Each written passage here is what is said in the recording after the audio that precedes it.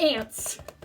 Last night I saw Ant-Man and the Wasp: Quantumania, and I'm not gonna lie, I was kind of disappointed. This was one of my most anticipated films of this year, my most anticipated Marvel film of this year, and yeah, it happened. It's not horrible. It's definitely mid Marvel tier movies for me. It's definitely not my top 10.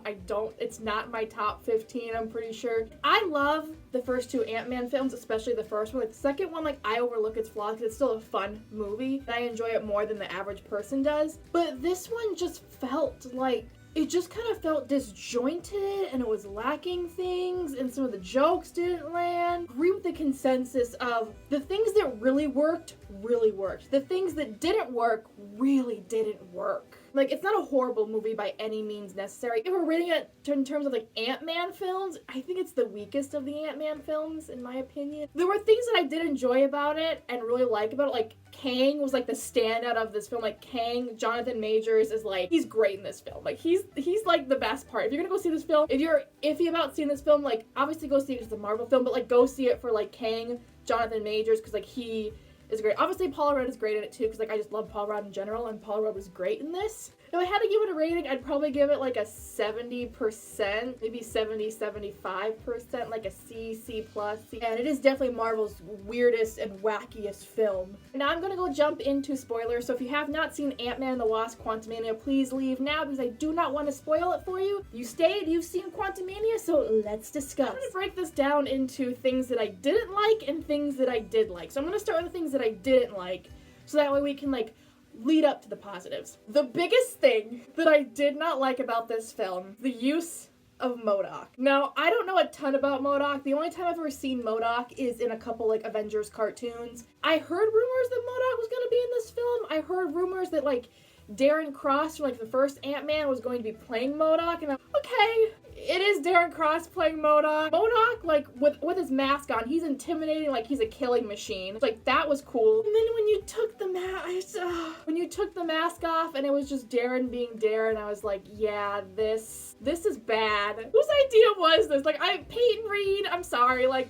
you did a great job with the first two Ant-Man films, but this is not it, my guy. This is not it. Not only does his big face look awful, but, like, the humor that MODOK Darren Cross was saying, and just, like, the jabs he was taking at Ant-Man, and then at the end, like, his death scene, where he was saying, he was like, I'm an Avenger, like, you're my hero, Scott. I was just like, this is not, I don't like this. The minute MODOK's mask came off, everyone in the theater was either, like, really, like, oh my god, I can't believe that, or they were, like, laughing, and not in a good way laughing, in a, like, a really, this actually exists thing. That was my biggest gripe with the film, was MODOK, because I'm like, he just no. Like, I don't really care for MODOK as a character, I don't know anything about him, really, but, like, this interpretation, I didn't like it, and I'm sure all the diehard MODOK fans were like, this is garbage, and I agree, this is garbage. They really screwed that up. Marvel, shame on you. The other thing that I didn't like was just how disjointed this film, like, the first half, like, the first act of this film, I really enjoyed. I enjoyed the second half, but then the third half just kind of, like, fell off for me. I liked Cassie, but there were aspects of Cassie that I didn't like. Like, when she was giving that pep talk to Darren at the end, being like, you don't have to be a dick, I was like, what?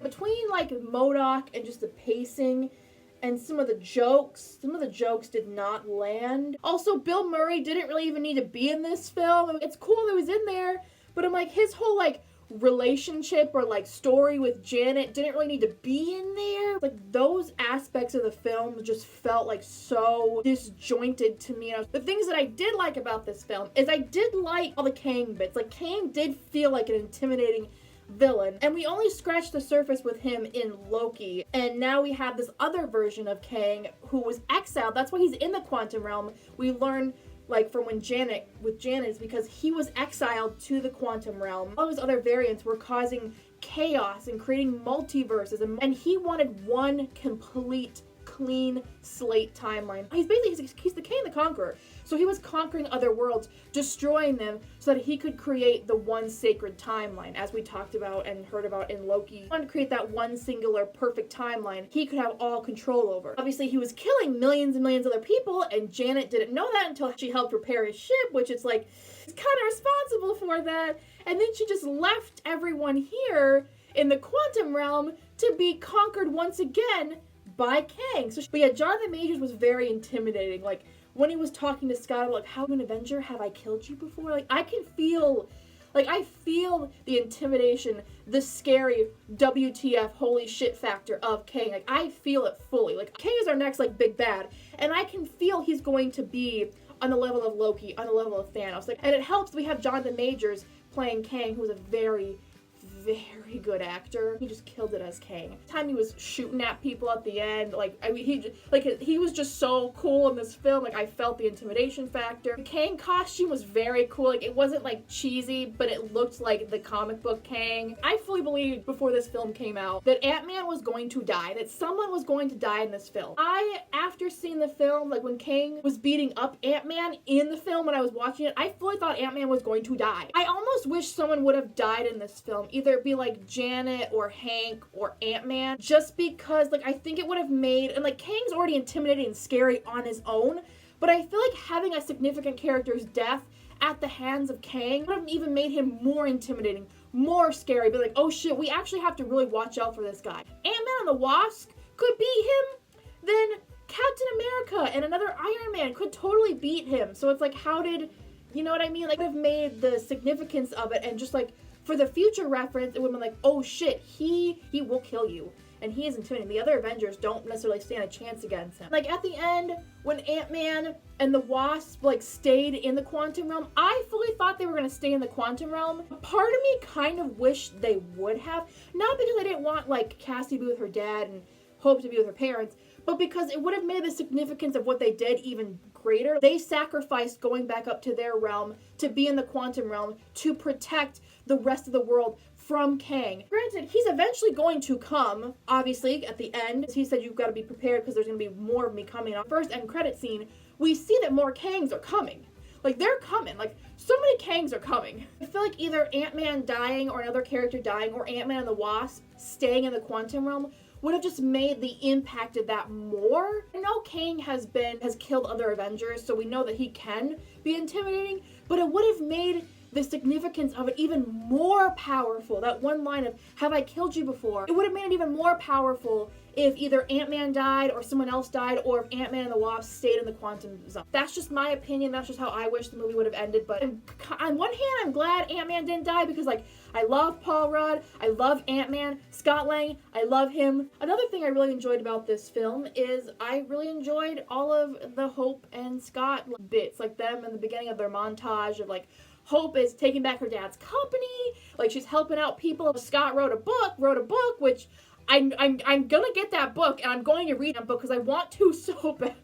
Because you gotta look out for the little guy. I love that line of her dad's being like, I want you to have a normal life. And she's like, a guy in a bee costume tried to kill me when I was 6.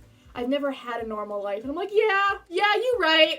and then when they're in the car, or Hope is gonna put on some music, and instead of music, it's Scott's audiobook. He's like talking about how weird was it the Hulk turned me into a baby. A baby. Whose baby was I? Was it the Hulk's baby? Was I someone else's baby?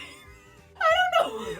I don't know why that got me so bad. He instantly flashed back to that moment in Endgame and was like, yeah, that was a really weird moment. We got old Scott, we got baby Scott, we got like kid Scott. That was just a hilarious sequence in Endgame. Like, the thing is, I feel the significance of this film because, like, Kang is coming, as we saw in the 2 end credit scenes. One of all the other Kangs getting together, the ones that exiled Kang the Conqueror, are getting together and being like, we need to, like, do something now. Like, he's gone, or is he gone? I just know Secret Wars and Kang Dynasty are going to be, like, batshit crazy, and I'm very excited about those. Then you have the second end credit scene, which I immediately, like, I almost stood up in my seat because I was like, oh my god! Like, it's took place during the 1800s or the early 1900s. You see Kang, but he's dressed like the 1800s, 1900s, and he's talking about, like, time. And then you flash to the audience, and then the audience is Loki and Morbius. Obviously, we know what happens at the end of Loki. Like, the sacred timeline has just, like, gone off its hinges, so we know Loki 2 had huge ramifications for the MCU, so I cannot wait to see how season 2 of Loki is going to go about that. There's a lot going on. There's a lot of, like, strings that are gonna hopefully, like, be sewn together.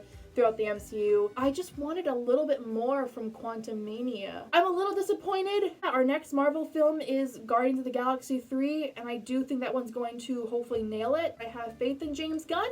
I'm ready for Guardians 3. But also not, because I know I'm probably going to cry like a baby, but that's okay. Yeah, those are all of my thoughts on Ant-Man and the Wasp: Quantumania. Let me know what you guys thought about Ant-Man 3 down in the comment section, and I will see you guys with another video soon. Bye, guys!